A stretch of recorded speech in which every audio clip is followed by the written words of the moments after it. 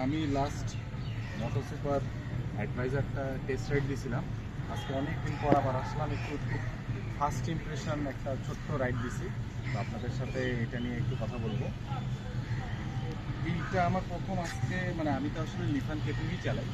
কেপিভি আমার ওয়েট অনেক বেশি, একটু ভাইব্রেশনটাও বেশি, আপনারা জানেন। এইটাতে বসার পর আমার প্রথম যেটা মনে হলো যে ওয়েট একদম কম, ভাইব্রেশনটা আমি ফিলই করি নাই।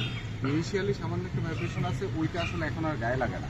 কিন্তু আমি যখন মোটামুটি আশপাশে হালকা একটা চক্কর দিয়ে আসছি, আমার হচ্ছে ওয়েটের দিক থেকে মনে হচ্ছে একদম লাইট হয়ে যায়।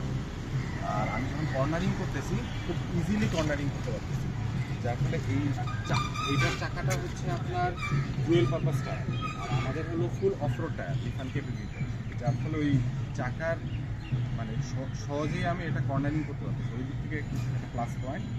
তারপর এটা চালাই যেটা বুঝলাম যে ব্রেকটা খুব ভালো কাজ করতেছে। আমাদের লিফান কেপিভিতে যেটা একটু ছোট্ট ইস্যু হয় যে পিছনের ব্রেক প্যাডটা কিছুদিন পরপর বৃষ্টি পানিতে বেশি ক্ষয় হয়, এখন ওরকম হচ্ছে না। কিন্তু এইটা আসলে নতুন স্কুটার, তো ব্রেকে আমি বেশ একটা মজার ফিল করছি। এরপরে যেটা হবে, আমি আসলে লং টাইম একটা ভিডিও মানে সামনে রাইড করতে যাচ্ছি। রাইড করে তারপরে আমাদের আসলে আরও কিছু জিনিস চেক করার আছে, সবগুলো নিয়ে হয়তো আরও বেটার কথা বলতে পারবো।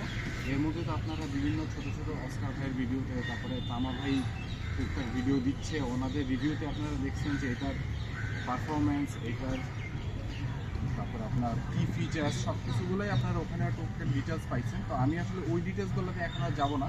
এখন আমি যেটা বলবো যে এইটা চালানো পারফরমেন্স তো আপনাদের সাথে শেয়ার করলাম। ইনশাল্লাহ নেক্সট ভিডিওতে আমরা আরও বেটার আরও বড় একটা ভিডিও করব, আরও বেশি আমরা যেই এক্সপিরিয়েন্সগুলো গ্যাদার করছি সেটা নিয়ে আপনাদের সাথে শেয়ার করব।